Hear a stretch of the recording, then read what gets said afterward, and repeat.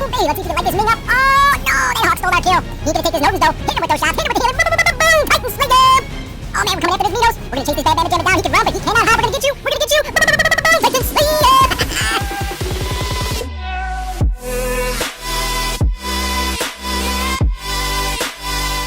Good morning, good afternoon, or good evening, whatever time it is in your neck of the woods. This is Tony, and welcome to today's video. Today, we're going to be covering the brand new Gilded God, the 24 karat gold champion, the Warrior Typhon, with a brand new addition to the game, the Champion Paint Job. Never before did a special edition robot have a paint job. This is the first. Who knows, it may be the last. Only time will tell. You get an additional 5%. It's not a huge amount of HP increase. This is a very fragile, very squishy robot to begin with. So an extra 5% isn't gonna make this thing OP by any means. So I want to put everyone's mind at ease, because I know a lot of people are getting up in arms about this whole topic. But honestly, it doesn't, you won't even know the difference in HP, to be honest with you. The setup I like to use personally is the Nuclear Amplifier, the Fortifier, the Last Stand. And then for the active module, we'll be using Advanced Repair Unit. This time we're using the Rosalind Pilot, Energy Shield Expert, Mechanic, Roadhog, Crazy Electrician, Armor Expert, Foolhardy Quartermaster, and last but not least, Dodger. For our drones, there are two different drones that I enjoy using on here. First is the Beak Drone, 2 on repair unit damage, 1 on repair unit defense, and then we have the on mild damage absorber. The Nebula is also very, very good, and it really allows you to get in there and bang and brawl it out. And you have a lot better chance of surviving when the Fafnirs come to attack. And you better believe that Fafnirs will be coming for you if you use this thing. Also, a couple other good recommendations. The Paralysis Drone works very well. You're going to be able to apply that lockdown effect pretty efficiently with the Venom weapons. And then last but not least, the Barrel Drone. So I'm not too crazy personally about the Barrel Drone. Simply because it doesn't have an F-type slot. Otherwise, I really like it.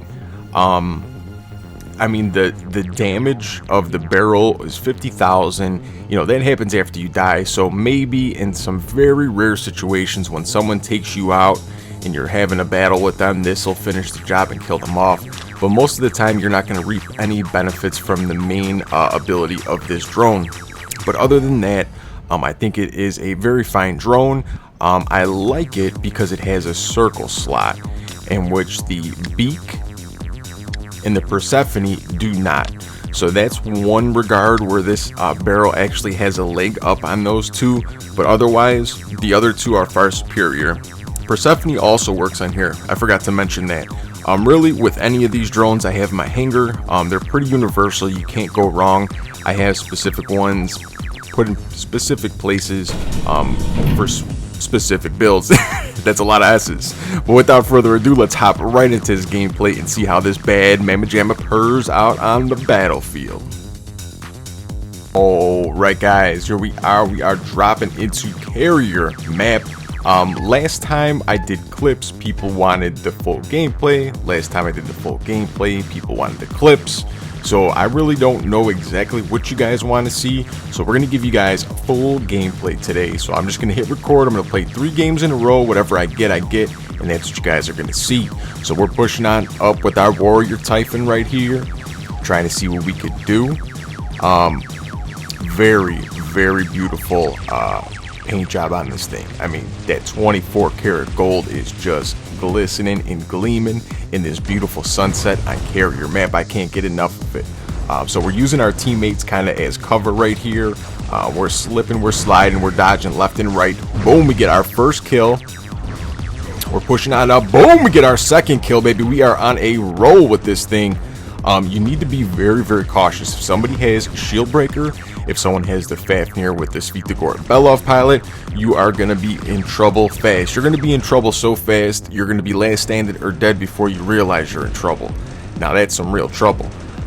So please, please, please, when you're playing this, be aware and be alert.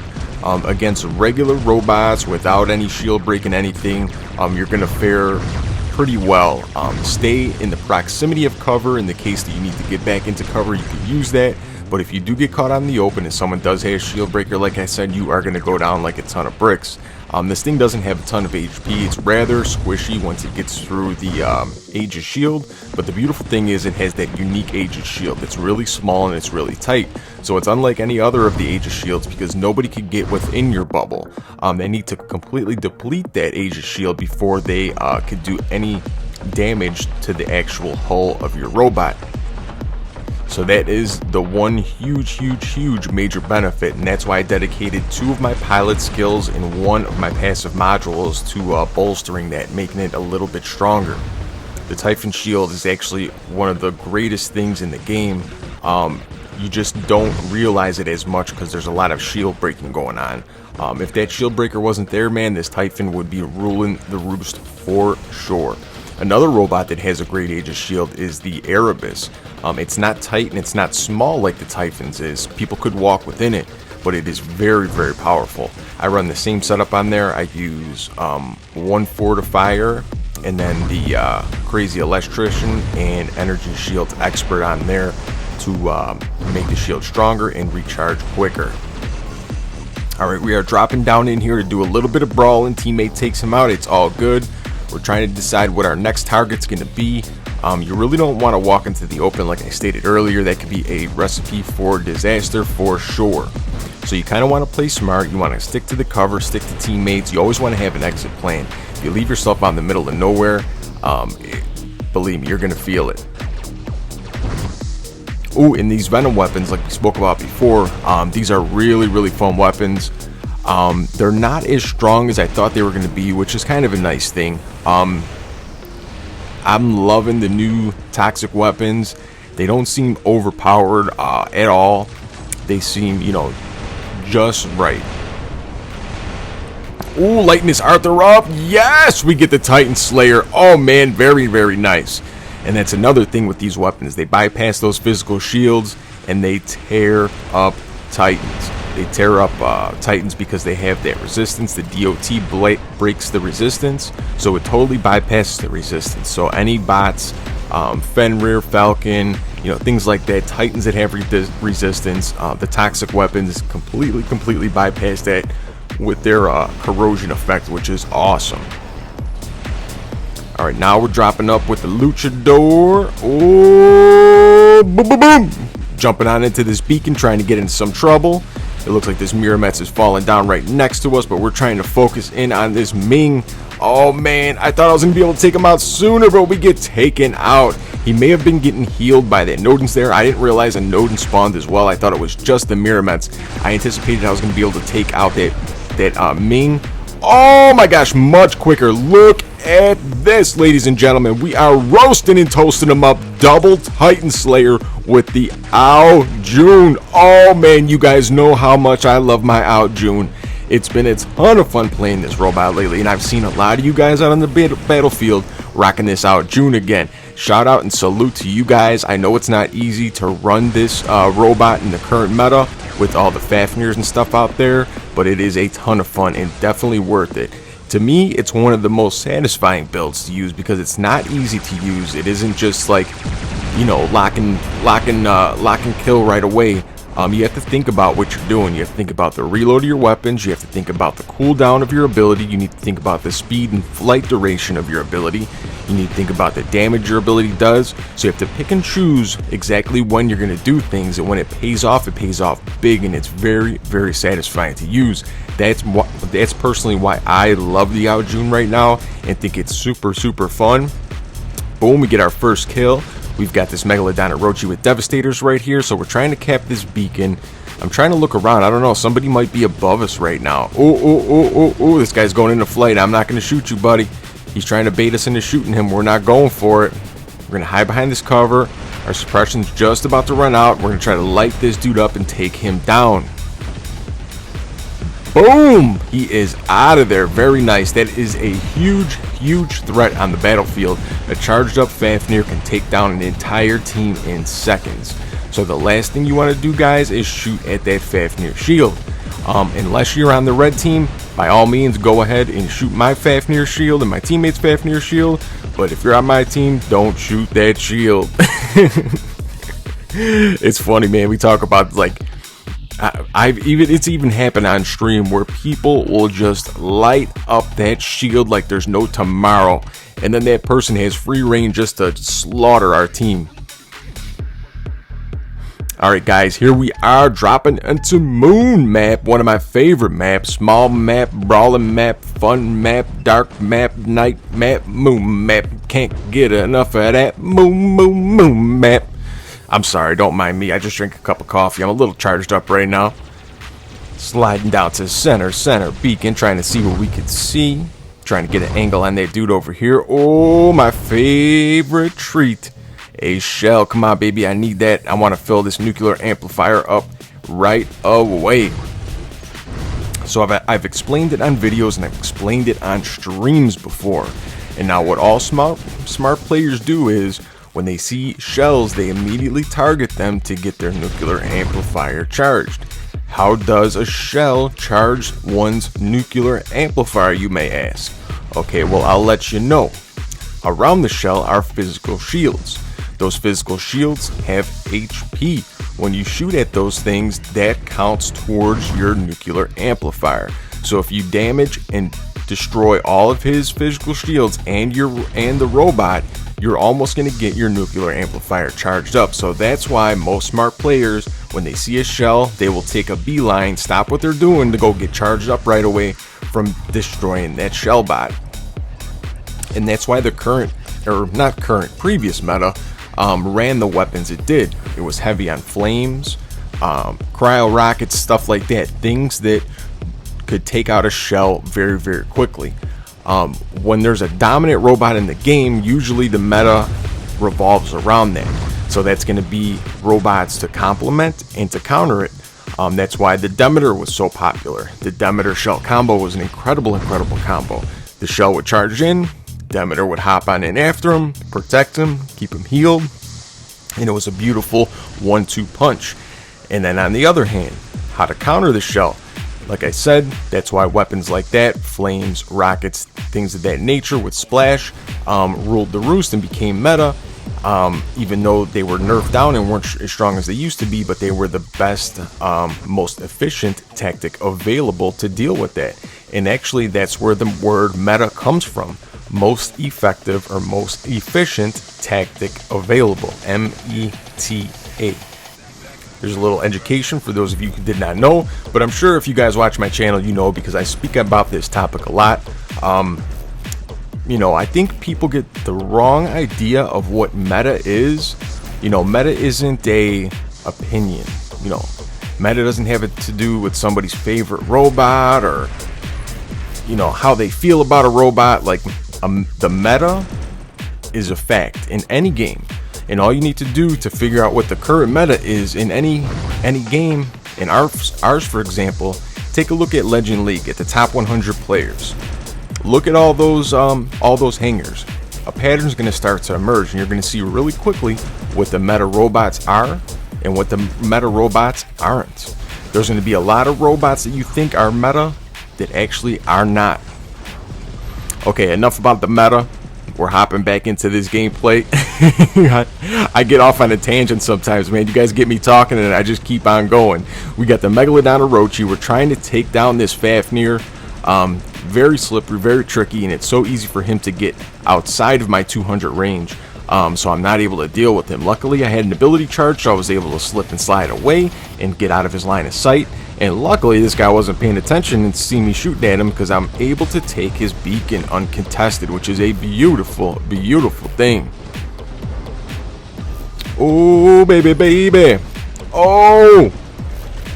When I hit my ability, I didn't know my legs were turned to the right, so I accidentally slid out of that circle for a half a second. And that was enough for him to get there in time before it turned all the way blue. Alright, lighten this Fenrir up. Let's see if we can take him down. Oh man, it looks like someone took him out. I don't know who did it. Someone got him from somewhere. But that's the rule of thumb. I always say it. if you're the person who does like 95% of damage to a tank, something like Invader, Fenrir, Falcon, Revenant, things like that, someone's just gonna come along, hit them with a stray bullet, and they're gonna get the kill. That's just the way it is, man. That happens more times than I'd like to say, man. It happens pretty often. Not only when I'm squadding with people, with randoms as well. Oh, we get taken out. Not too shabby. We had a decent little run with that thing. All right, now we're gonna hop in here with our Hawk. All right, trying to decide what our next target's gonna be. Oh, baby, baby, we're flying up in the air, trying to get a nice angle. Okay, we're dropping back down, dropping back down. So I don't have the shield breaker on there right now, and I'm kind of missing it. The beautiful thing about running that shield breaker is you can take Fafnirs out when they think they're safe upon their initial takeoff, or once they get their purple shield triggered from their drone. But running that the health on there with the beak, it has a little bit of defense, so you're able to survive situations that you normally wouldn't if you were just running shield breaker and not the healing. I don't know why, Pixonic, I wish that there was an on-module use defense. We have on-module use damage, but no on-module use defense. I think that would be a very, very interesting chip in the game. I don't know, Pixonic, if you're out there listening, it's just a thought. Maybe you guys could test it out, you know, at the headquarters to see if that's something that, you know, people would like or something that would work well in the game. But personally, I think that would be a very, very cool chip. Boom! We get the Titan Slayer. Very, very nice. Alright, guys, we are dropping back down, trying to select our next target. This Fafnir is lighting us up. We won't be able to get any shots on him, but it's all good. We still got 2 robots and a Titan left. Dropping in this Titan to help our Minos friend mop up these robots on this side. We're going to start moving towards center beacon and try to lock the center of this map down to seal the deal. You got to be very careful. There's been so many games I'm in when we get to this point with a similar beacon bar when teammates get complacent and they just start doing random things and end up giving away beacons. You always have to stay conscious, because if there's a good player on another team, man, they're going to start running beacons on you and get you in a position where you're going to be on your back foot and very uncomfortable. Luckily, that game ended. Let's see what the battle scores are here.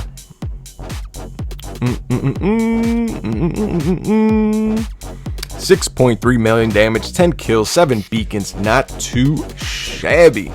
Alright guys, we're going to take one more match before we end this. Let's see what we're going to get here. Oh guys, before we hop into the next match, if you guys haven't already, please consider subscribing. It helps out tremendously. We're on the push for 10k subs. Once we get there, we're going to do our face reveal and really have some fun. We're trying to grow the channel. We're trying to reach out to more people. We're trying to appeal to a larger variety audience. If you guys have any requests for any builds, for any videos, for anything like that, please drop it down in the comment section. Let me know what you want to see, and I will be happy to make it. Alright guys, we're pushing up the center beacon with our June. We're spawning our bots in a little bit of a different order this time. I like to switch things up. I don't like to keep doing the same thing every time. It gets very monotonous, very mundane. I've been swapping up my hangers a lot lately, and I've really been enjoying myself. I found my love of the June came back. I've been trying and testing out so many other robots. We made a pilot for the Mender, we made a pilot for the Leo, we still have a pilot to make for the Lancelot, and for a couple other older robots. I'm trying to bring you guys a lot of older robot gameplay. Trying to show you how you can make them viable in the Champion League. It's something I'm really excited about. Alright, dropping in on this right side, man, pushing up on this Rokus Kadochi, see if we can take him out. Boom! We get the triple kill, very nice. I needed to take him out before he got his next ability. You have to take those things out ASAP. We are on the Rampage already. Oh man, shout out to Jablade. Moving on back with this June, trying to deal with these guys by our spawn. They got a stronghold over here, and we can't let them keep this. Oh baby, lighting that guy up. Oh my gosh, they stole both of my kills. Jeez Louise, Papa Cheese. I wish I would have just stood over there on that beacon and played defense, man. Alright, let's see if we can take this dude out. Is he gonna go back around the corner? Nope, he has got his ability. That purple shield just popped up. Let's see if we can help my teammate. I'm just right here peeking over here. I didn't know my teammates were gonna spawn back there. They kind of overcommitted, and that caused a problem. You don't want to overcommit to a beacon. You only need 1, 2 the most, unless they have a strong force there. But in that case, I would say you're better off just going for a different beacon if that's the case. Oh, this Revenant just teleported in on us, baby. Oh, man, luckily that Fender came and we were able to slip around, man. That was perfect time, and shout out to that Fender, man, because that Revenant definitely would have taken us down. This build does do a tremendous amount of damage, but the magazine size is so low. You run out of ammo so quick, and then you have 5 seconds you have to wait. Oh, man, nice. We were able to take that Typhon out, man. As you guys can see and know, Typhons could be very, very slippery at times, man. That Aegis shield of theirs is something special, man. It is really, really good for extending their life and keeping them in the fight. Here is our Typhon we just spawned in. We've got the Venom set up on here. Trying to do a little corner shoot, and that's a nice thing about these. They got that little bit of splash, and you can kind of corner shoot and get damage on people if they're not even showing themselves, if they're close to a corner, which is really, really cool. Oh, man, let's see if we can take this dude out. Nice, nice, nice. Let's see if we can take this guy out as well. Dropping on down, hit him with the blackout so he can't move. Boom! Double kill. Very, very nice. Oh, man. Let's see if we can get this Ming-a-ling-ling. We are lighting him up. Oh, no, that Hawk comes in there and steals the kill. But he ain't getting this Nodens, baby. We are lighting him up. Boom, boom, boom, boom, boom, boom, boom. Titan Slayer. Oh, yeah. Whoa, whoa, whoa, whoa, whoa. Where'd that guy just go? What in the heck? He just pulled a Houdini on me. He must have teleported this center beacon right there. So that's where we're going. Let's see if we can go take this guy out. We don't have our nuclear amplifier charged all the way up, but it's charged enough, and I think we can do some decent damage to this Revenant right here. Alright, we're lighting him up, lighting him up, lighting him up. Ooh, we're on reload right now. Alright, come on, baby. Let's see if we can take him out. Oh, he just had a nice healing charge. Oh, man, we've got a battle on our hands right here, ladies and gentlemen. Ooh, I don't even know why. I didn't even think, because I thought we were going to be able to take him out a lot easier. I could have used my blackout ability on him much, much sooner. But I kept thinking that we were going to be able to take him out, man, but he was tough. Some of those Revenants, man, could survive for days. Ooh, if you guys want me to make a video on the best way to build a Revenant, to make it the most durable, I have 2 different ways to build it. One that uses power cells and one that doesn't use the power cells. The one that doesn't use the power cells isn't going to be as strong as the one that uses power cells, but it's still going to be strong. So if you guys are interested in these builds and want to show you guys the optimal ways to run them, let me know down in the comments section. I'd be happy to make that video.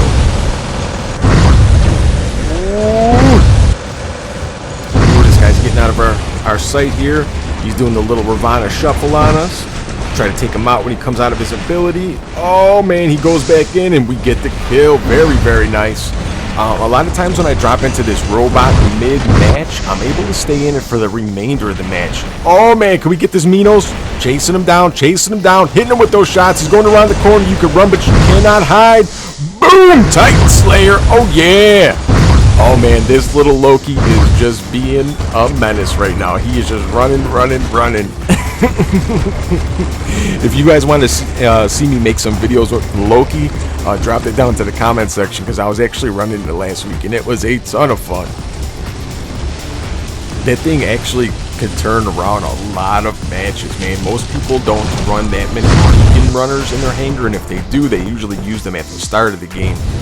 So usually most people aren't equipped to counter and defend against that if they don't have something in their hangar that has quantum on it to kill that guy, or it has a big AoE like the cinders on the Titan weapons or a blasting shell or something like that. So if you have no way to deal with this thing, man, oh man, those Lokis really can turn a game around on you quick. Okay, trying to look around. It looks like they have 2 more guys. Oh man, let's see if we can light this Hawk up. All right, he's landing back down. He's last standing. We're gonna be patient here. Whoa, whoa, whoa, whoa, whoa. What happened? Did he get blasted away? I don't even know what happened there. I don't think he had jump. Let's take a look at the scoreboard. Appreciate you guys so much. Thank you all for the support. Happy Thanksgiving to those of you who celebrate Thanksgiving. 10 kills, 5 beacons, not too shabby. Appreciate you all. Hope everybody has a great day and keep coming back. And oh man, shout out. I didn't even know Gray was on there. Shout out to Gray.